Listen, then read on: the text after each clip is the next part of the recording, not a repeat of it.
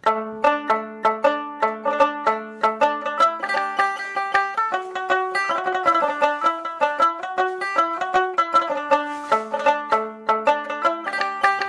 আলাইকুম। আজ চলে আসলাম বগুড়ার আরেকটা হাটে। এটা শুধুমাত্র বগুড়া বললেও ভুল হবে। এই হাটটার এমন অবস্থান যেটা বগুড়া সদর থানার শেষ সীমানা এবং গাবতলী থানার একদম শুরু, অর্থাৎ এই হাটটা বগুড়া সদর থানা এবং গাবতলী থানার একদম বলা চলে দুই অংশেই আর কি এই হাটের অবস্থান। তো আমি এখন আছি বর্তমানে যে অংশে দাঁড়িয়ে আছি এটা হচ্ছে বগুড়া সদর থানা লাহিড়ীপাড়া ইউনিয়ন। আর ঠিক আমার পিছনে হাটের আরেকটা অংশ হচ্ছে ওটা গাবতলী থানা রামেশ্বরপুর ইউনিয়ন। আর এই যে ফাঁকা জায়গা দেখতে পাচ্ছেন এটা আগে এখানে হাট বসতো, কিন্তু বর্তমানে এখানে হাট বসে না। তো চলুন আমরা এখন দেখি, ভিতরে যাই, দেখি হাটে কী অবস্থান আছে। আর আগের মতো খুব একটা হাট জমজমাট নেই। আগে হাটটা ঘুরে দেখলাম, খুব একটা জমজমাটার এখন অবস্থান হাটের নাই। আগে কিন্তু একসময় হাটে প্রচুর লোকজন আসতো, এখন খুব একটা লোকজন আসে না। চলুন ঘুরে আসি, এই হাটটা দেখে আসি।